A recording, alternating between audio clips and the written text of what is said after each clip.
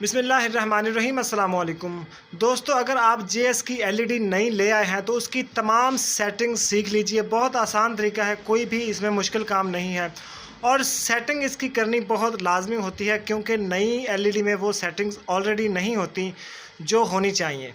तो सबसे पहले हम इसकी लैंग्वेज दुरुस्त करते हैं। ये 3-4 सेटिंग्स हैं, इन्हें सीख लीजिए, ये बहुत काम आएंगी आपके। और इन सेटिंग्स के बगैर ना तो LED की पिक्चर क्वालिटी बनेगी और ना साउंड क्वालिटी बनेगी और ना पिक्चर साइज़ ठीक होगा।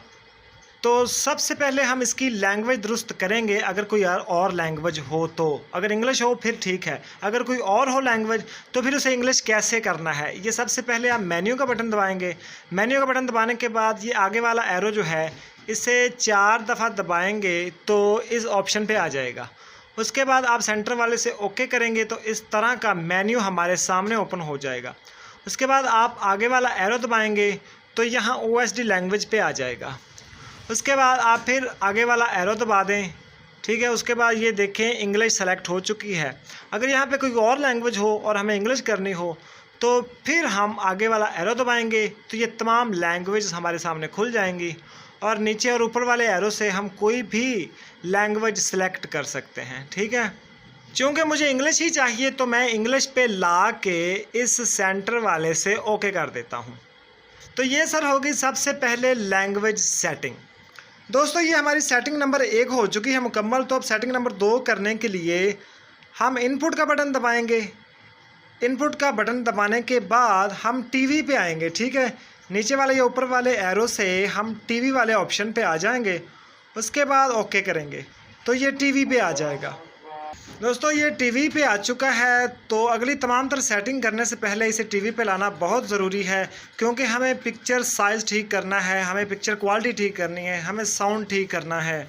तो उसके लिए ये केबल पे लाना बहुत ज़रूरी है। अगर आपके यहाँ केबल मौजूद नहीं है तो फिर आप USB लगाकर उसमें कोई गाना या फिल्म लगाकर आप सेटिंग कर सकते हैं। चूँकि मेरे पास केबल मौजूद है तो मैं इसे सबसे पहले केबल पे ट्यून करूँगा। तो केबल की ट्यूनिंग करने के लिए आप ये मेन्यू का बटन दबाएँगे। उसके बाद आगे वाला एरो दबाएंगे 2 दफ़ा तो ये डिश बनी हुई है, यहाँ पे ला के आप ओके करेंगे। उसके बाद आगे वाला एरो दबाएंगे तो ये देखें ऑटो ट्यूनिंग पे आ जाएगा। उसके बाद आगे वाला एरो फिर दबाएंगे तो ये देखो ट्यूनिंग पे लग चुका है। अभी ट्यूनिंग हमारी 1-2 मिनट में मुकम्मल हो जाएगी और हमारी सेटिंग नंबर 2 मुकम्मल हो जाएगी। उसके बाद हम तीसरी सेटिंग की जानिब आएंगे।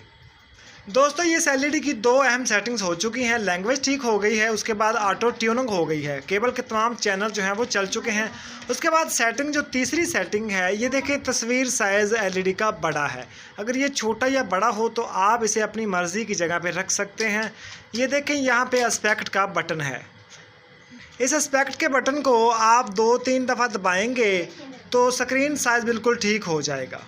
यहाँ पे आप देख सकते हैं कि स्क्रीन साइज़ बिल्कुल ठीक हो चुका है, फिट हो चुका है। तो जहाँ पे आपको स्क्रीन साइज़ ठीक लगे वहाँ पे आप इसे रोक सकते हैं। ये होगी हमारी सेटिंग नंबर 3। अब चौथी जो सेटिंग है, आप मेन्यू का बटन दबाएंगे और इसके कलर्स जो हैं वो दुरुस्त कर लेंगे। मेन्यू का बटन दबाया और मेन्यू का बटन दबाने के बाद ये दरमियान वाले से ओके करेंगे। ओके करने के बाद ये आप नेक्स्ट एरो दबाएँगे। नेक्स्ट एरो दबाने के बाद ये आप यहाँ से ओके करेंगे। अगर आप तेज़ रोशनी के शौकीन हैं तो इस दूसरे वाले नंबर पे आप ओके करेंगे। अगर आप मीडियम पसंद करते हैं तो फिर आप स्टैंडर्ड पे ही रखेंगे। और मैं आपको रिकमेंड यही करूँगा कि आप कलर्स की सेटिंग जो है वो स्टैंडर्ड पे ही रखें। स्टैंडर्ड पे ला के हम ओके कर देते हैं। उसके बाद ये आप देख सकते हैं कलर टेम्परेचर है, नॉइज़ रिडक्शन है। तो इस कलर टेम्परेचर को आप मीडियम पे रखें। अगर किसी और जगह पे हो तो आप मीडियम पे इसे कर दें। उसके बाद ये नॉइज़ रिडक्शन है, इसे आप मिडल पे ही रखें। अगर कोई और ऑप्शन हो तो यहाँ पे आप मिडल सेलेक्ट कर लें।